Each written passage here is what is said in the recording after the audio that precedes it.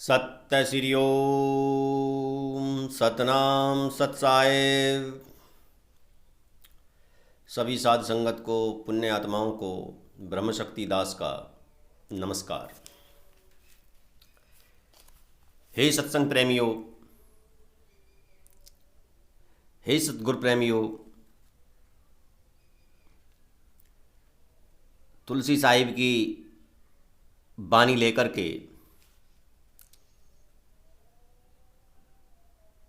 आज हम पुनः आपके सामने प्रस्तुत हुए हैं। आज के सत्संग संवाद में तुलसी साहिब की बानी के माध्यम से सूरत की आगे की यात्रा का वर्णन किया जाएगा। तुलसी साहिब का बहुत ही प्यारा शिष्य था हृदय।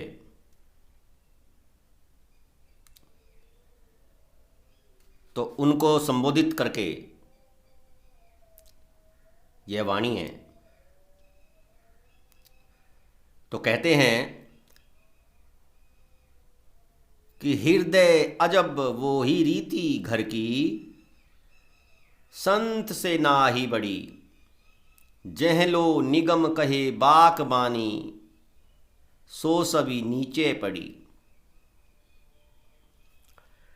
साहिब कहते हैं कि हे हृदय, उस घर की रीति ही अजब है।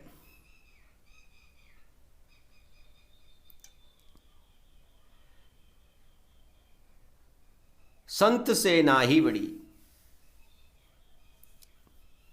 लेकिन संतों से बड़ी नहीं है वह रीति।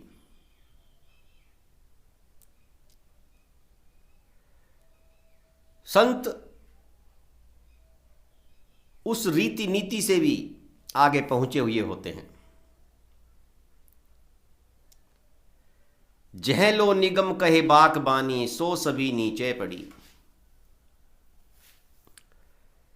कहते हैं कि जो वेद शास्त्रों आदि की जो बानी है, यह बहुत नीचे रह जाती है। अब इस वचन का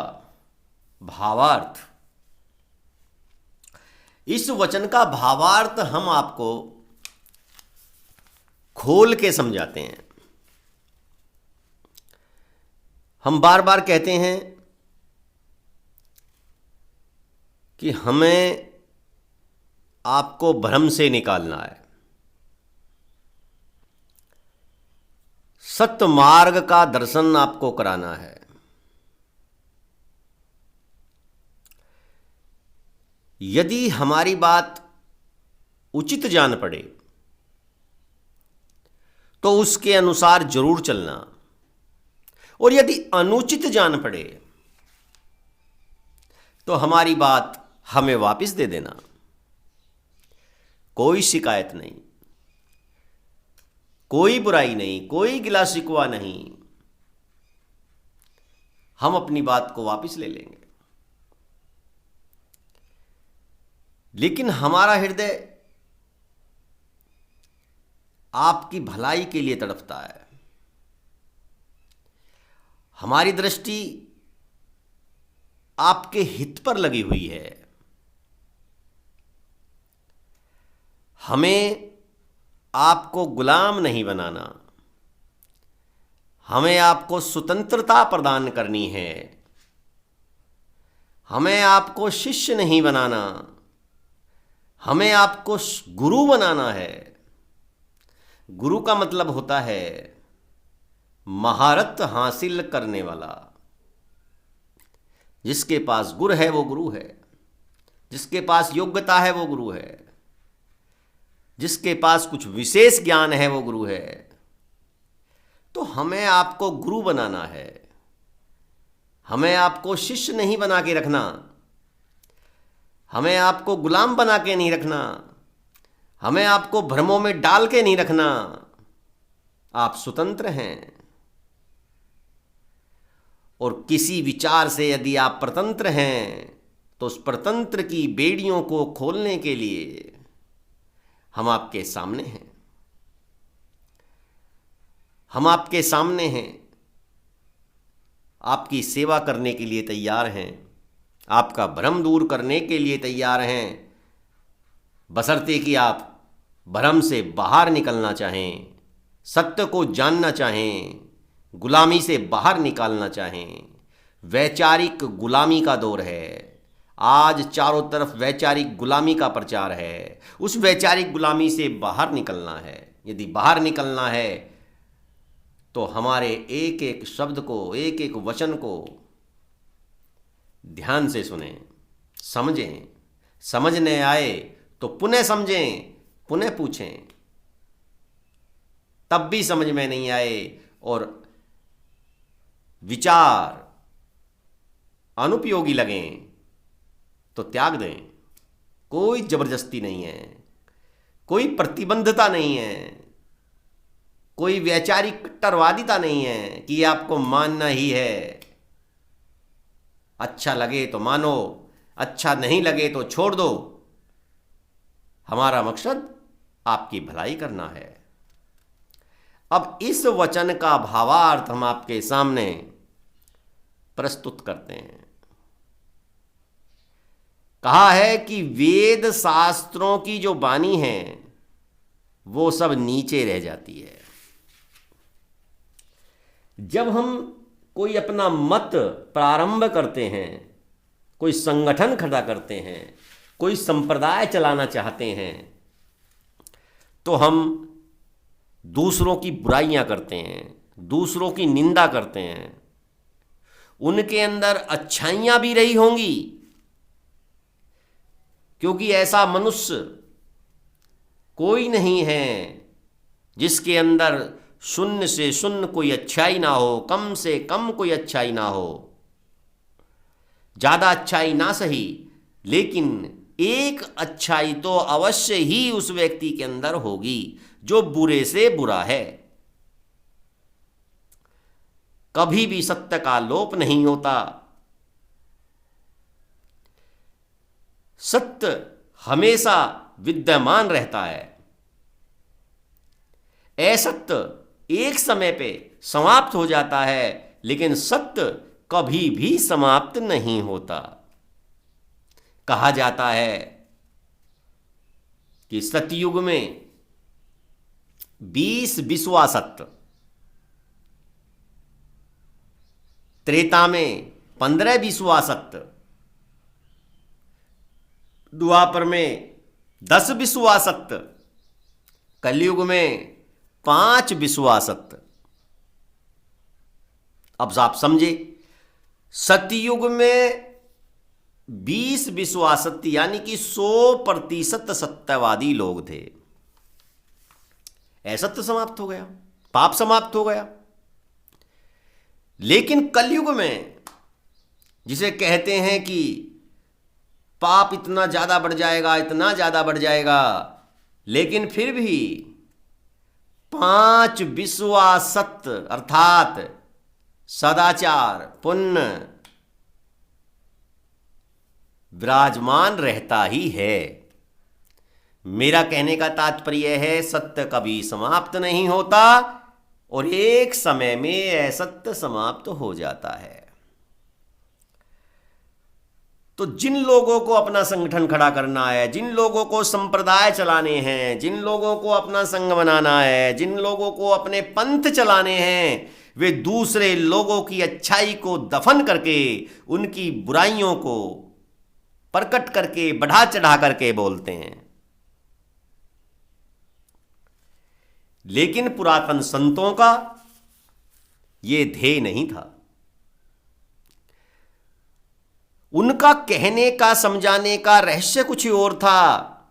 लेकिन आधुनिक संतों ने अपने पंथ बनाने के लिए उन संतों की वाणी को तोड़ मरोड़ के और रहस्य को छुपा करके सीधा कहा है। अब इस वचन से, तुलसी साहिब के इस वचन से दिखता है कि वेद शास्त्र कोई मायने नहीं रखते हैं। बाक बानी सो सभी नीचे पड़ी। वेद शास्त्रों की बानी तो नीचे ही रह जाती है और संतों की रीति तो ऐसी है कि वो आगे जाते हैं। लेकिन तुलसी साहिब का ये मत बिल्कुल भी नहीं है। इसके पीछे क्या रहस्य है, क्या समझ है, उसे मैं हम समझाते हैं अब आपके सामने। वेद शास्त्रों में ज्ञान है, परमात्मा का ज्ञान है, सदाचार का ज्ञान है, व्यवहार का ज्ञान है, नियम नीति का ज्ञान है, आचरण का ज्ञान है, व्यवहार का ज्ञान है, आहार का ज्ञान है। ये ज्ञान है। इस ज्ञान के बिना न संतों के पास कुछ है और न अन्य किसी के पास है। संतों के पास कोई जादू की छड़ी नहीं होती है। यदि व्यक्ति अपने आचरण का सुधार ना करे, अपनी वाणी का सुधार ना करे, अपने कर्म का सुधार ना करे, अपने व्यवहार का सुधार ना करे, अपने आहार का सुधार ना करे, कितने भी महान से महान कहलाने वाले संत आ जाएं, उस व्यक्ति का कुछ भी हित नहीं कर सकते। 16 आने सत्य कड़वा जरूर है। आपको कड़वा लगेगा, लगने दो। कड़वी दवाई ही बीमारी को खत्म करती है, कड़वी बात ही सत्य होती है। मैं कड़वा जरूर बोलता हूं लेकिन सत्य बोलता हूं। यह आपको कड़वा लगेगा वचन, लेकिन यह आपका उद्धार करने वाला वचन है। अब नीचे कैसे रह जाते हैं? वेद शास्त्र का जो ज्ञान है वो झूठा नहीं है, लेकिन नीचे कैसे रह जाते हैं? हां, नीचे रह जाते हैं जब हम ध्यान के द्वारा अपनी सूरत को ऊपर ले जाते हैं,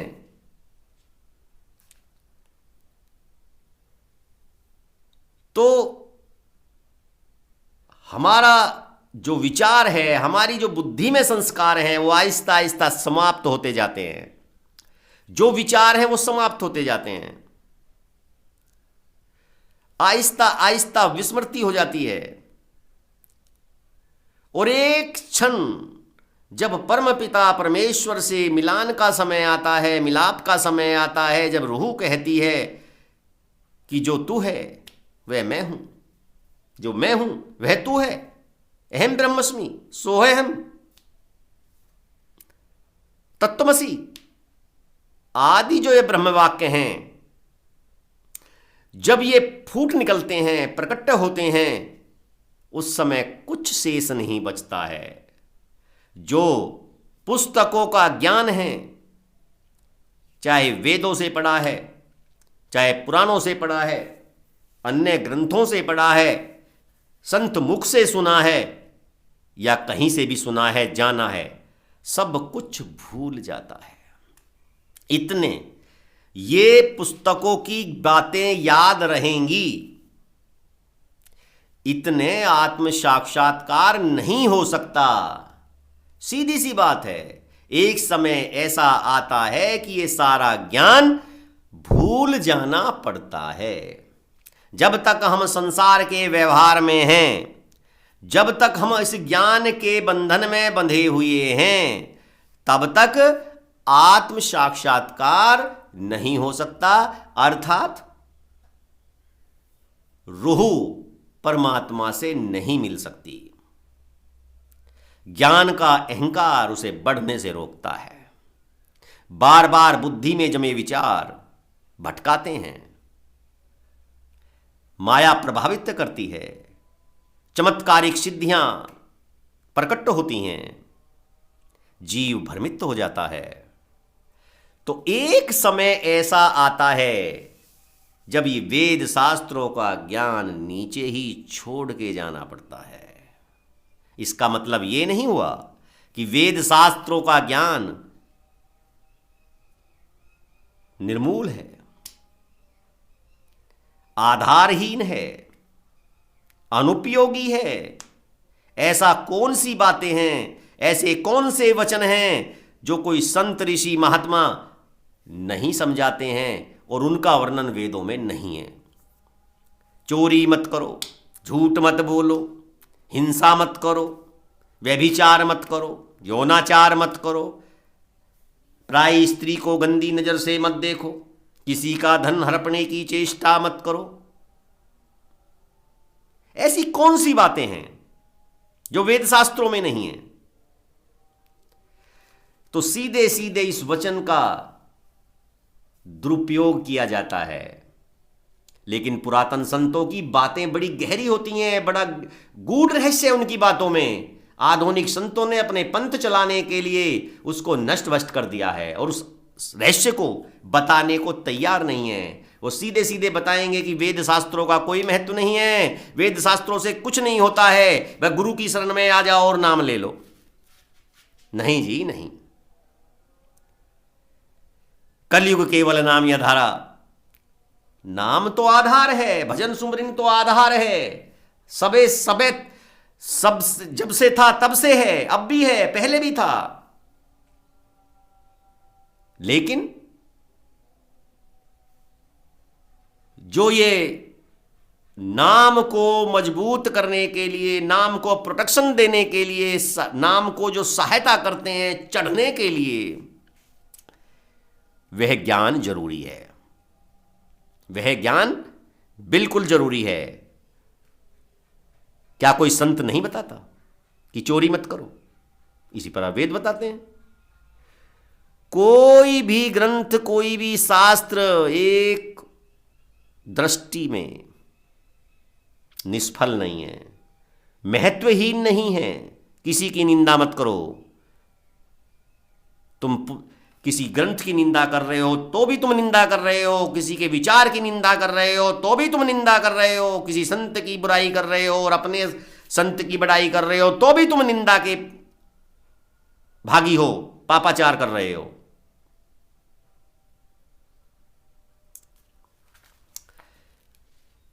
किसी की निंदा मत करो, अपने दृष्टि को सीधे रखो और अपने कदम से कदम मिलाते हुए चलते जाओ, चलते जाओ, चलते जाओ। तुम्हारा जहाज पार हो जाएगा, पार हो जाएगा तुम्हारा जहाज, इस भव सागर से निकल जाएगा। उलझोगे तो उलझते चले जाओगे, सुलझोगे तो सुलझते चले जाओगे। बैर ठानने के लिए सत्संग नहीं है, बैर मिटाने के लिए सत्संग है। आगे बढ़िए, आगे बढ़ते जाइए, तभी तुम किसी रूहानी मंडल पर पहुंच पाओगे। आगे तुलसी साहिब कहते हैं, आगे अगम बेअंत मार्ग, सुरती वही जा पर अड़ी, जह लोक लखद अलोक लखी कर, गगन पर सोरती चढ़ी। कहते हैं कि आगे बड़ा दुर्लभ मार्ग है, दुर्गम मार्ग है, बेअंत मार्ग है, लंबा मार्ग है, समाप्त नहीं होने वाला। सूरत जो है वहां जाकर के रुक गई। जह लोक लखद अलोक लखीकर, सूरत ने जो ना देखने वाले लोग भी हैं उनको देख लिया, जान लिया, समझ लिया। जिसको लोग कहते हैं कि अलख, देखा नहीं जा सकता। लेकिन जब ध्यान के द्वारा रूह ऊपर चढ़ी तो अलख लोकों को भी लख लिया, जान लिया, समझ लिया, देख लिया। गगन पर सुरती चढ़ी, और फिर सूरत ऊपर चढ़ गई। तक सूर सम्मुख दृष्टि धरी कर, नेह निशाने पे गड़ी। सुरती शिखर के पार होई कर, कंवल पखड़ी से कढ़ी। आगे कहते हैं,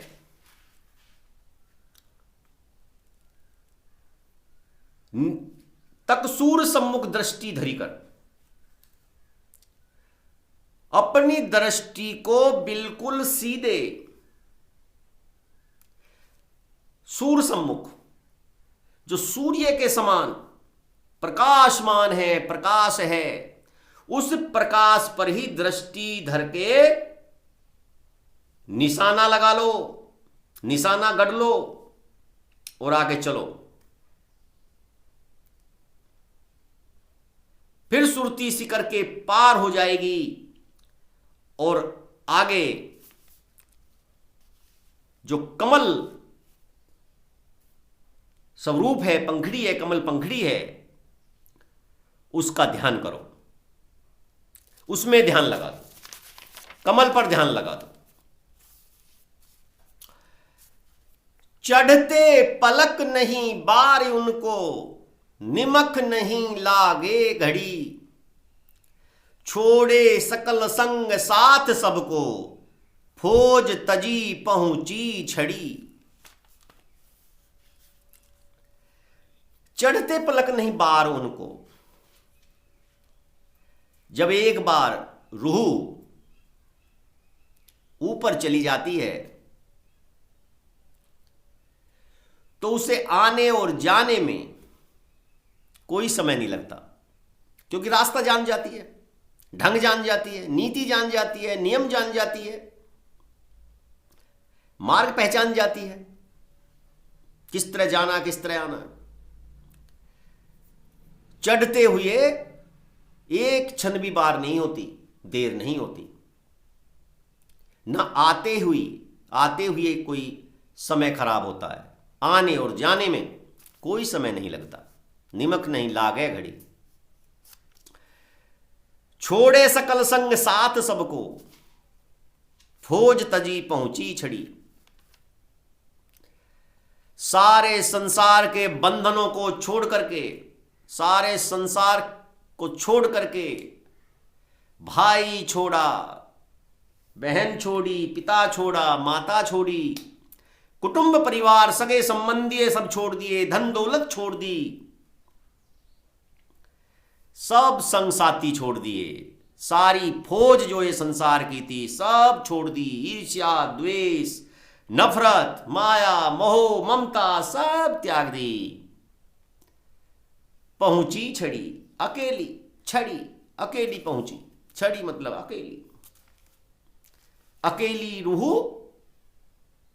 परमेश्वर के द्वार में, सतलोक, सतपुरुष के पास, सचखंड, सतनाम, जो भी कुछ कहो, शब्दों के फेर में मत पड़ना। ये भाषा के शब्द हैं, बोली के शब्द हैं, क्षेत्र वाइज संतों ने इनको प्रयोग किया है। शब्दों के जाल में बिल्कुल मत फंसना, शब्दों के भ्रमजाल से बाहर रहना। ये भाषावादी शब्द हैं, किसी क्षेत्र में कुछ कहते हैं, किसी क्षेत्र में कुछ कहते हैं। इसलिए शब्दों के फेर से बच करके अपनी दृष्टि सीधी निशाने पर रखनी है, उद्देश्य पर रखनी है, लक्ष्य पर रखनी है, और नित्य निरंतर अभ्यास के द्वारा चलते जाना है, चलते जाना है, चलते जाना है। आगे कहते हैं, सबको दिए छिटकाए करिके, सुरती सत मत से लड़ी। यही भांति साथ जड़ाव कुंदन नग अंगूठी जो जड़ी। कितना अनुपम दृश्य है, कितना अनुपम दृश्य है, कितना सुंदर वर्णन है। सबको दिए छिटकाए, सबको छोड़ दिया, और रूह जो है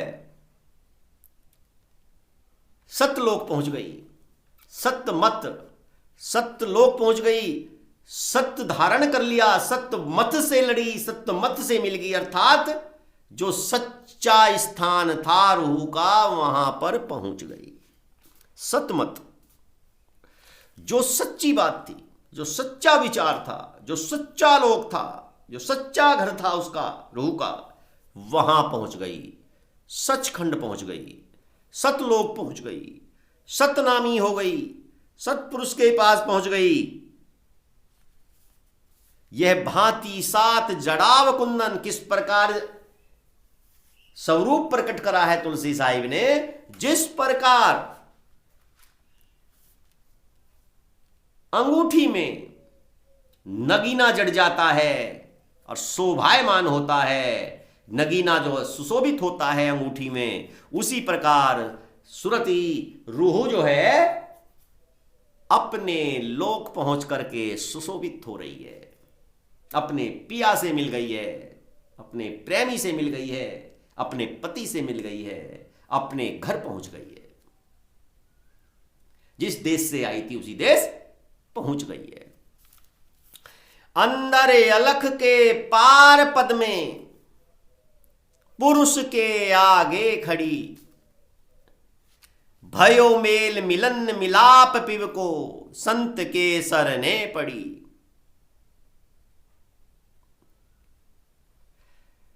संतों ने उन पर कृपा की, दया की, भजन सुमरिन का नाम दिया, मार्ग बताया। कहते हैं कि वह संतों के शरण में पड़ी है, संतों के शरण में पड़ी थी, संतों की सेवा की थी। तब मैं अंदर चल के उस अलख के पार उस स्थान पर पहुंच गई।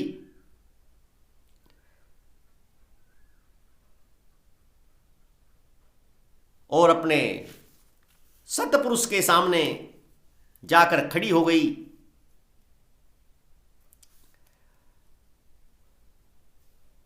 अपने पीव से मेल हुआ, मिलन हुआ, मिलाप हुआ।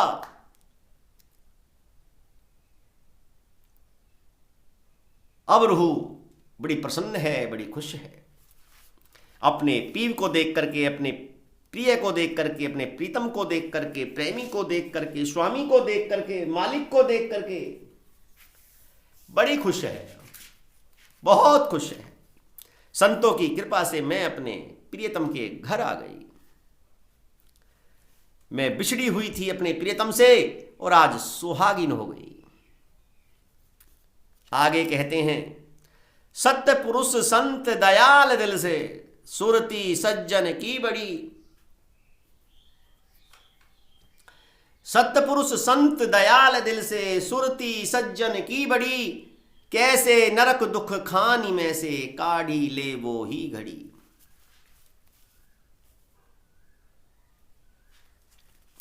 सत्पुरुष संत दयाल दिल से,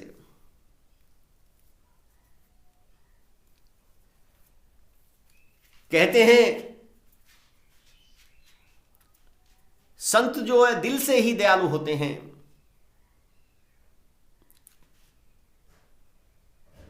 उनकी दया भावना हमेशा उनके हृदय में रहती है। वो सदा दूसरों के साथ दया करते हैं। उन्होंने किस प्रकार नरक के दुखों से निकाल करके मुझे इस लोक में पहुंचा दिया है, अपने प्रीतम के पास पहुंचा दिया है। उन्होंने दया करके एक क्षण में मुझे नरकों से निकाल दिया। नरकों से निकालना क्या है? यहां पर भी हम आपको इस वचन का भावार्थ भी खोल के समझाते हैं। नरक क्या है? हम फिर वही बात कहते हैं, मृत्यु के उपरांत जो नरक और स्वर्ग की कल्पना की गई है उससे ही भ्रम पैदा होता है, क्योंकि उसका कोई गवाह नहीं कि किसको नरक मिला, किसको स्वर्ग मिला। तो ये संतों का जो वचन है ये मृत्यु के उपरांत के स्वर्ग और नरक की बात नहीं करते। ये अपने जीवन काल में ही, वर्तमान में ही स्वर्ग और नरक की बात करते हैं। मृत्यु के उपरांत कोई जीव नरक में गया और संतों ने निकाला, ऐसा नहीं है। उसके जीवन काल में ही उनको नरकों से मुक्ति प्रदान कर दी। वो कैसे?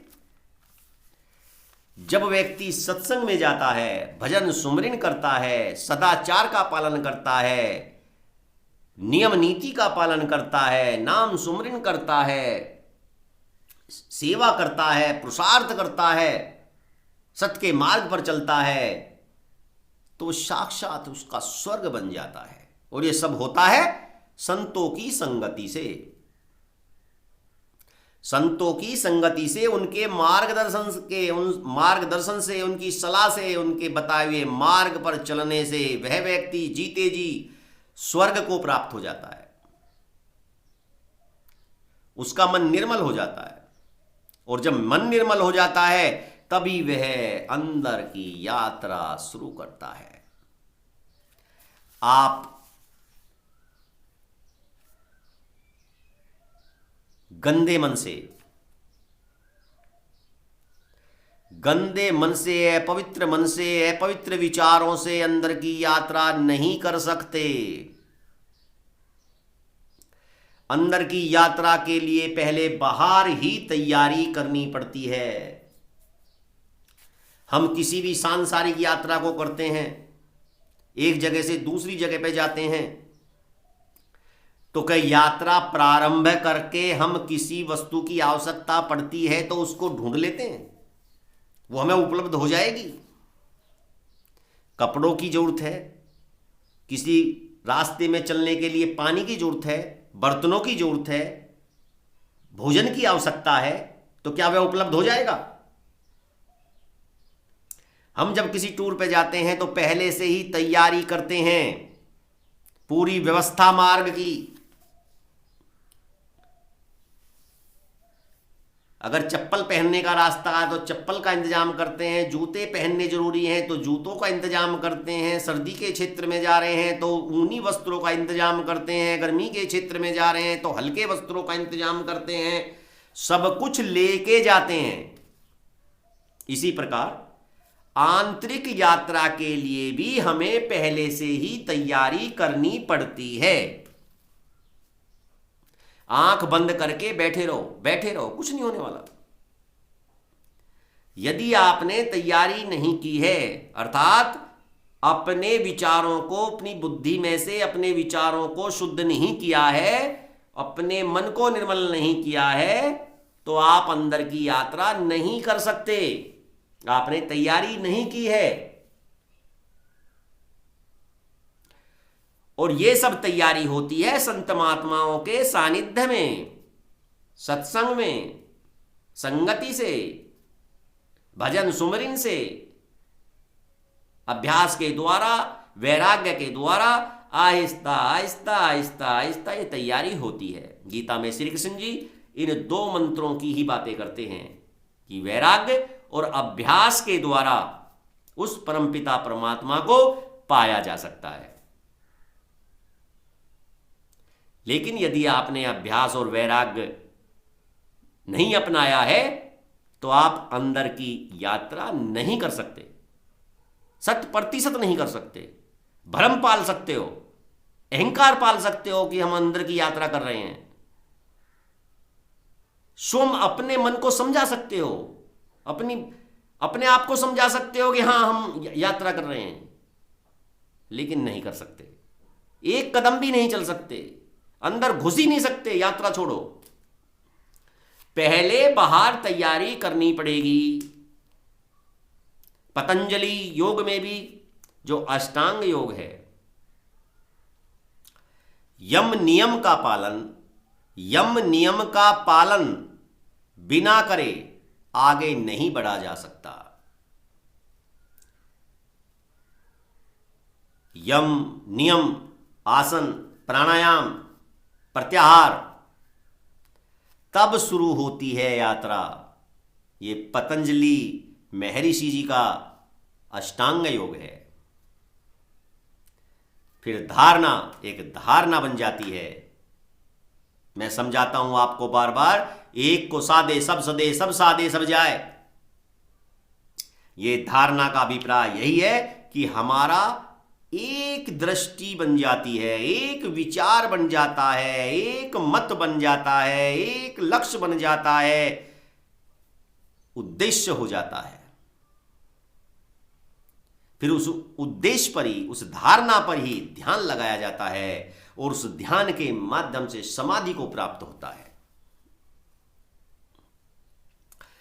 इसी प्रकार मैं कहता हूं कि तैयार नरक मृत्यु के उपरांत नहीं,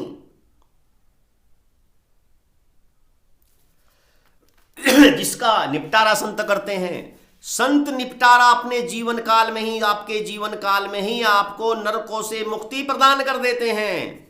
जो उनके शरणागति होते हैं, जो उनके शरण पड़े रहते हैं, उनकी आज्ञा का पालन करते हैं, उनके मार्ग पर चलते हैं, तो आप जीते जी महसूस करेंगे कि हम स्वर्ग में हैं।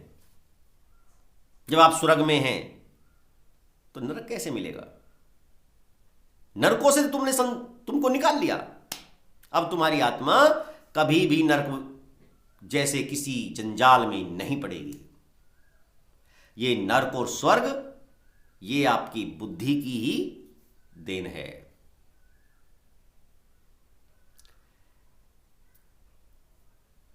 जो मानसिक रोगी होता है,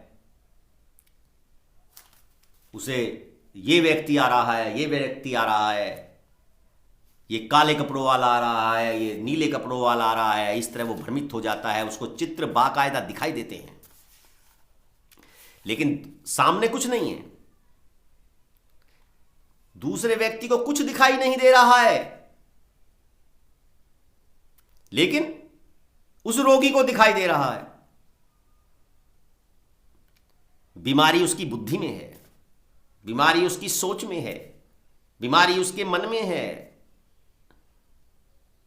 इसी प्रकार मृत्यु के उपरांत स्वर्ग और नरक भी इसी प्रकार बनते हैं। और जब आपकी बुद्धि निर्मल हो गई, आपके विचारों में निर्मलता आ गई, यानी कि जिस तरह जीवन को जीना चाहिए उस तरह तुम जीवन को जी रहे हो, जिन विचारों को तुम्हें धारण करना चाहिए उन विचारों को धारण कर रहे हो, जिस रास्ते पे चलना चाहिए उस मार्ग पर चल रहे हो। अब बुद्धि आपको स्वर्ग के सिवाय कुछ भी प्रकटीकरण नहीं करेगी।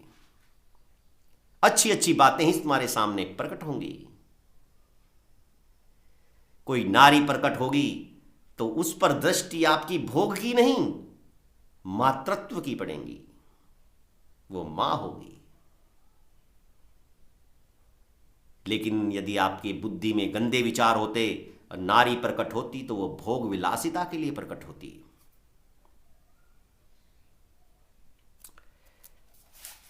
तो संत तुम्हारे जीवन काल में ही नरकों को समाप्त कर देते हैं। तो नरक तो पहले समाप्त हो जाते हैं, तो नरक की तो परिकल्पना ही करना बेकार है। जो संतन की शरण होते हैं, इस प्रकार नरक में जाना उनके लिए संभव ही नहीं है। वो तो नरक और स्वर्ग से भी ऊपर मुक्ति के द्वार खोल देते हैं, जो संतों की शरण में पड़े रहते हैं। इसलिए हे पुण्यात्माओं, मृत्यु के उपरांत जो स्वर्ग और नरक की कल्पना है उसको त्याग करके अपने वर्तमान जीवन में ही स्वर्ग और नरक का निर्माण करो। तुम चाहो तो स्वर्ग का निर्माण करो, तुम चाहो तो नरक का निर्माण करो, और जैसा तुम अपने इस जीवन में निर्माण करोगे मृत्यु के उपरांत तुम्हें वैसा ही मिलेगा। मोटी बात है, ज्यादा उलझने की जरूरत नहीं है। जैसे हो वैसा ही मिलेगा, जैसा चाहते हो वैसा ही बनो, तुम्हारे हाथ में है। तुम्हारे इस बनने में संत सहायता करेंगे, संतों की शरण पकड़ो, संत सहायता करेंगे, उनके बताए मार्ग पर चलो, जैसा वो कहते हैं, जैसा समझाते हैं वैसा चलो। तो कहते हैं कैसे नरक दुख खानी में से काढ़ी ले वो ही घड़ी। तो संत तो बड़े दयाल होते हैं, बड़े दयालु होते हैं, बड़े सज्जन होते हैं। सज्जन व्यक्ति की सुरती को, रूह को नरकों से निकाल करके स्वर्ग में पहुंचा देते हैं। स्वर्ग में क्या, मुक्ति का द्वार खोल के सत्पुरुष से मिलान करा देते हैं।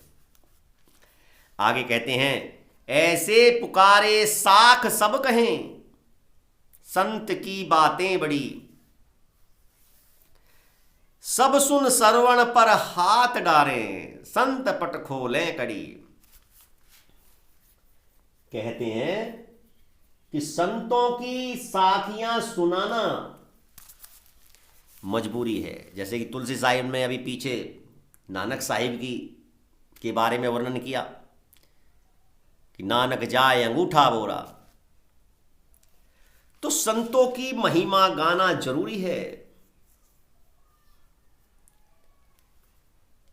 और जब संतों की महिमा गाती है तो सांसारिक लोग, कर्मकांडी लोग, विभिन्न प्रकार के कर्मकांडों में, पूजा पद्धति में लगे हुए लोग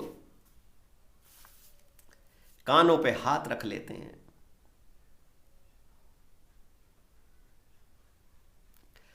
कानों पे हाथ रख लेते हैं।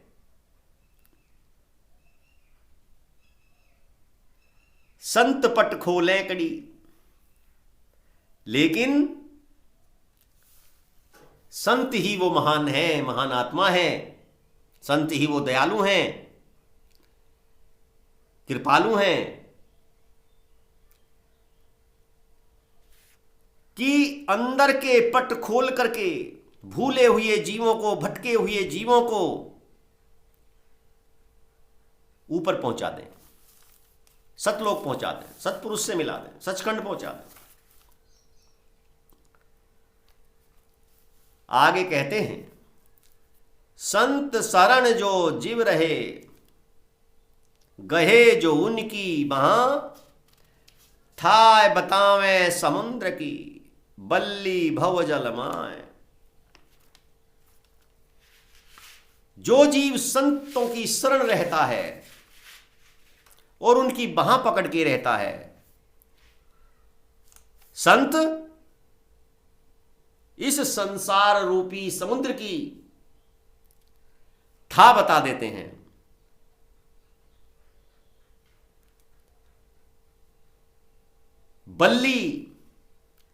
बल्ली गाड़ करके समुद्र में, इस संसार रूपी समुद्र में बल्ली,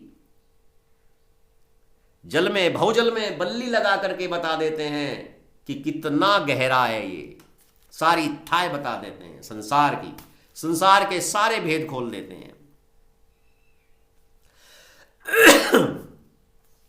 ऐसे हृदय संत सुभावा, भव जल पार लगावे थावा।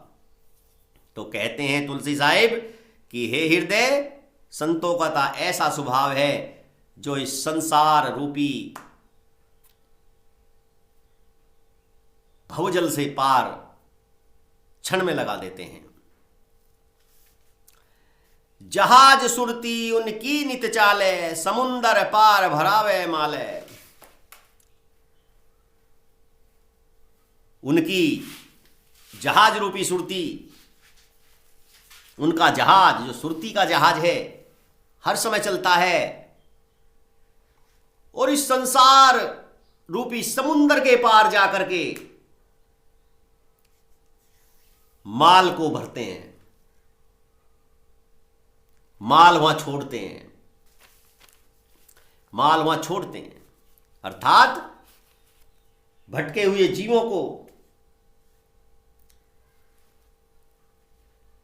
पार लोक ले जाते हैं। भरती भरे सुरती की डोरी, पहुंचे पार जहाज को छोड़ी।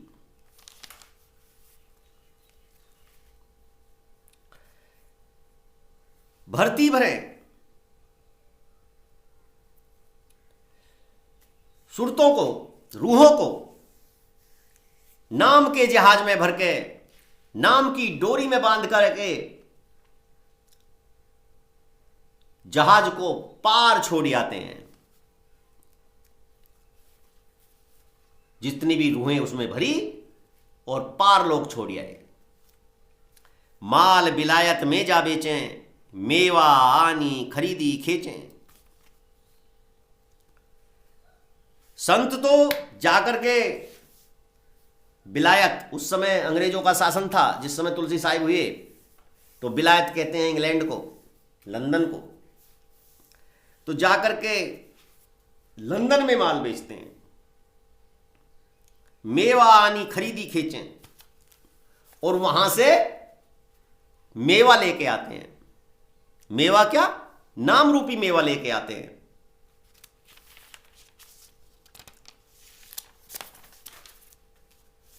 जम्बू दीप मुलक के माही, खलक माल कोई चीन्हे नाई।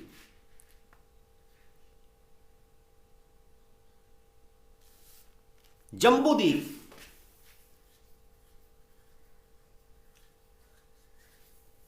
एशिया, जम्बू द्वीप का मतलब है एशिया में। जम्बू द्वीप मुल्क के माई, तो यहां जम्बू द्वीप का मतलब भारत भी हो सकता है, मुल्क है। भारत में एक ऐसा मुल्क है, जम्बू द्वीप एक मुल्क है, जहां खलक माल को चीने नाई। संतों के माल को कोई नहीं लेता, नहीं पहचानता, कोई नहीं खरीदता।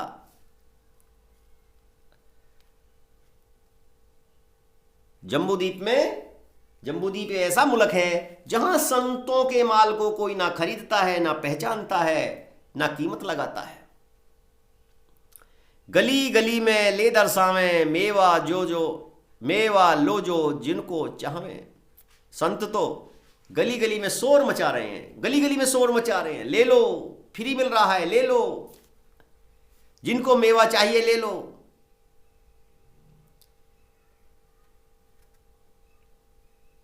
बार बार कही कर गोहरावें, कोई मेवा के पास न आवे। कोई लेता ही नहीं, बार बार शोर मचाते हैं, बार बार पुकारते हैं संत, चिल्ला चिल्ला के कहते हैं, लेकिन कोई मेवा के पास ही नहीं आता। संतों के पास कोई आता ही नहीं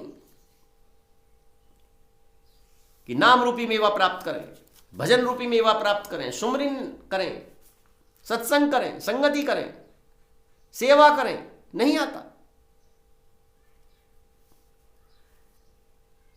देखें सुने समझ कर कहते, यह तो माल बड़ा कुछ लेते। देखें सुने और समझते हैं, देखते भी हैं, सुनते भी हैं, समझते भी हैं, और फिर कहते हैं भाई ये माल तो बहुत ही महंगा है, महंगा बेचते हैं। संत तो माल बहुत महंगा बेचते हैं।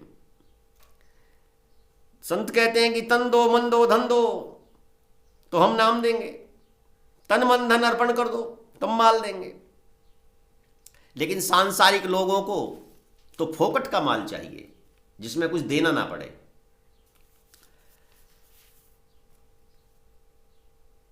भाव सुने पर मूड हिलावें, सांची मानी बहुरी नहीं आवें। भाव सुने, मूड हिलावें, भाव सुन के मूड हिलाते हैं, हाँ हाँ करते हैं, सांची मानते हैं, सच्ची बात सुन करके कहते हैं कि हाँ तुम सही सही सही कहते हो। जब कोई संत किसी को सत्संग सुनाते हैं, सत का मार्ग बताते हैं, तो वहाँ बैठे हुए सभी लोग हाँ जी करते हैं। लेकिन उनमें से कितने लोग शरणागति होते हैं, कितने लोग समर्पित हो जाते हैं। तो कहते हैं कि भाव सुने पर मूड हिलावे, साची मानी बहुरी नहीं आवे। भाव सुनते हैं, मूड हिलाते हैं, साची मानते हैं, समझते हैं कि ये सही कह रहे हैं, लेकिन फिर भी कोई पास नहीं आता है, फिर भी पास नहीं आते। तन मन से साची कहे, खरी खरी बतलान, पल्ले में डालें जबे, खेचे खूंट निदान। कहते हैं कि संत लेते भी कुछ नहीं है और छोड़ते भी कुछ नहीं है। संत लेते भी कुछ नहीं है और छोड़ते भी कुछ नहीं है। तन भी मेरा, मन भी मेरा, धन भी मेरा। तो क्या संत तन का कुछ करेंगे? नहीं। मन का कुछ करेंगे? नहीं। धन का कुछ करेंगे? नहीं। तन भी ले लिया, मन भी ले लिया, धन भी ले लिया, लेकिन कुछ भी नहीं लिया। लेते भी कुछ नहीं है, छोड़ते भी कुछ नहीं है। लेकिन तन, मन और धन को सदुपयोग करना सिखाते हैं। तन का क्या सदुपयोग है, मन का क्या सदुपयोग है और धन का क्या सदुपयोग है। और सदुपयोग करना सिखाते हैं तो व्यक्ति को बड़ा कठिन लगता है। व्यक्ति तो आसानी की तरफ चलता है, मनुष्य तो आसानी की तरफ चलता है। तन से आलसी, मन से कुविचारी, धन से दुरुपयोगी, उसकी तो दिशा ही बदल जाएगी। ना संत धन खर्च करने के लिए मना कर रहे हैं, ना मन से कुछ विचार करने के लिए मना कर रहे हैं, ना तन से कुछ कार्य करना के लिए मना कर रहे हैं। लेकिन क्या करना है यह बता रहे हैं। तन भी वही है, मन भी वही है, धन भी वही है, लेकिन तीनों पहले कहां थे और अब तीनों कहां जाने हैं, यह संत बताते हैं। तो देखने में कुछ लिया भी नहीं और अदृश्य रूप से सब कुछ ले लिया। तन मन से साची कहे, खरी खरी बतलान, पल्ले में डालें जबे, खेचे खूंट निदान। लेते भी कुछ नहीं और छोड़ते भी कुछ नहीं। जो बात है यथार्थ और सत्य है। सच कहते हैं, यदि वे दया करके इनके पल्ले में नाम डाल भी दे तो भी ये पल्ला हटा ले, खेचे खूंट निदान, पल्ले को हटा लेंगे। आगे कहते हैं, कदर बिना नहीं माल बिकाना, संत दिसावर बड़ी न जाना। संत बिना कदर के माल नहीं बेचते। जो नाम के कदर को नहीं नाम की कदर नहीं जानता, जो सुमरन की कदर नहीं जानता, जो सत्संग की महिमा नहीं जानता, जो बताए हुए मार्ग पर नहीं चलना चाहता, जो संत की आज्ञा नहीं मानता, संत उसको कैसे नाम देंगे? नहीं देते। संत उसको नाम नहीं देते। जहां कदर है, जो नाम का अधिकारी है, संत उसी को नाम देते हैं।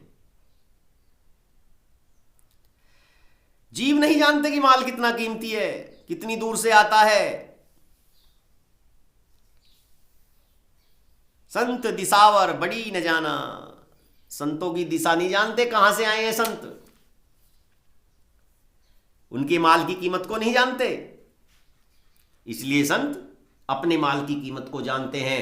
इसलिए जो कदर नहीं करना जानता उसको अपना माल नहीं बेचते, उसको अपना माल नहीं देते। यह तुलसी साहिब के वचन है, पुरातन संत। अब आधुनिक संतों का हालिया देखिए क्या माहौल है। तुलसी साहिब कहते हैं कि बिना कदर के माल नहीं देते, लेकिन आज के आधुनिक संत लाइन लगा के माल देते हैं, जबरदस्ती माल देते हैं, भीड़ इकट्ठी करके माल देते हैं। आरी पड़ोसन, आरी रिश्तेदार, आ मेरी बहना, आ मेरे भैया, प्रचार कर करके लोगों को बुलाया जाता है और जबरदस्ती उनको झुंझुना पकड़ा दिया जाता है, बजाओ। तो आधुनिक संत क्या पुरातन संतों की रीति और नीति के अनुसार चल पा रहे हैं? अगर पुरातन संतों की रीति और नीति के अनुसार आधुनिक संत चले होते तो आज दुनिया में कलह नहीं होता, दुख नहीं होते, पतन का मार्ग नहीं होता, संसार में शांति होती। लेकिन शांति तो कहीं दिखाई ही नहीं देती। अशांति नित्य प्रतिदिन बढ़ती जा रही है। वैचारिक द्वंद्व युद्ध छिड़ा हुआ है, मेरा मत तेरा मत। वैचारिक गुलामी की तरफ विश्व बढ़ रहा है। जबरदस्ती विचार थोपे जा रहे हैं। व्यक्ति कहता है मैं स्वतंत्र हूं और मैं कहता हूं कि कट्टर गुलाम है। वैचारिक गुलामी सबसे बड़ी गुलामी है। आज के संत कदरवान को माल नहीं बेचते, माल नहीं देते। आज के संत तो आंख बंद करके माल बखेर रहे हैं। अब उनके पास ऐसा ही कितना माल है, क्यों समाप्ति नहीं हो रहा है। करोड़ों करोड़ों शिष्य हैं मेरे, करोड़ों करोड़ों को मैंने माल बेच दिया। तो क्या ये शंका नजर नहीं आती कि माल नकली तो नहीं है? इतना माल कहां से आया? गली गली में संत, कस्बों में संत, मोहल्लों में संत, शहर में संत। भारत के अंदर इतने शिष्य नहीं हैं जितने शिष्य के गुरु हैं, और सभी माल दे रहे हैं। तो पुरातन संतों की रीति और नीति कहां है? इसलिए होशियार, नीति और रीति को समझो, सत्य का मार्ग अपनाओ,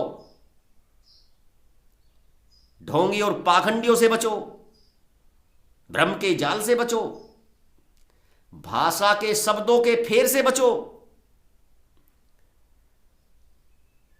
बैठ के झुंझुना बजाने के लिए तुम नहीं आए हो,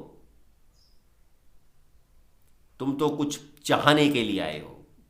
तुम्हारा जो मनुष्य जीवन मिला है यह कुछ प्राप्त करने के लिए मिला है। तो मैं कहता हूं, मेरी जो बात आपको पसंद नहीं आए उसको त्याग देना, लेकिन जो पसंद आए उसको सिरोधार्य कर लेना।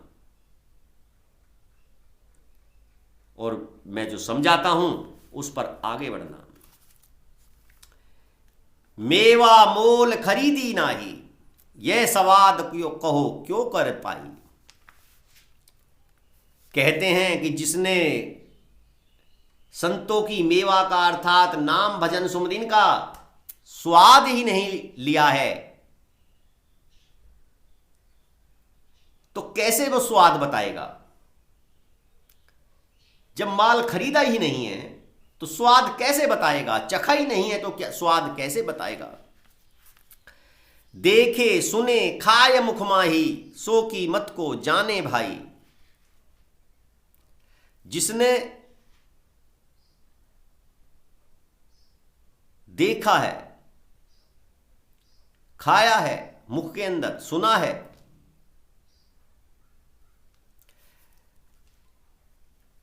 वही तो कीमत जानता है।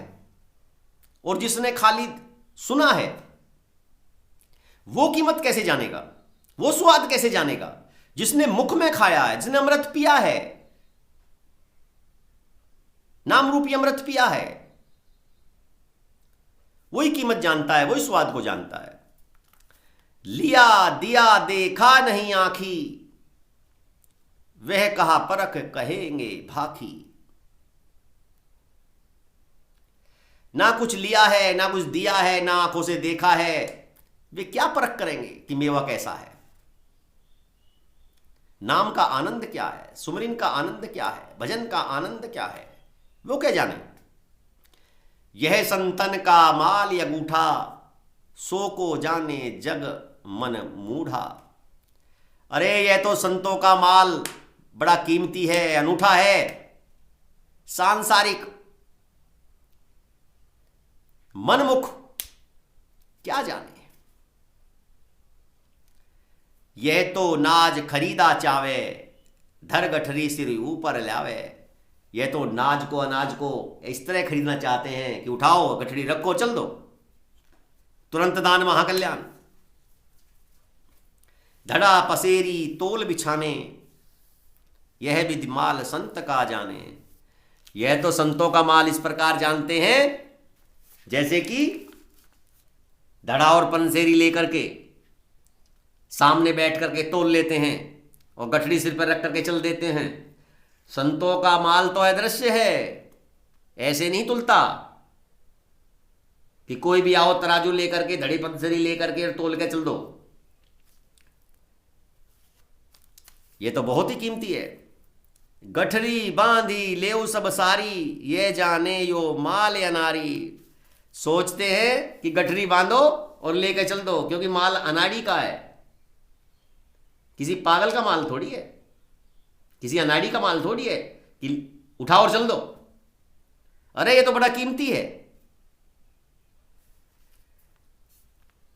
अंत में कहते हैं संत मता दुर्लभ कहे, सत्संग में घोराए। बड़े बड़े हारे सभी संतन की गति गाय।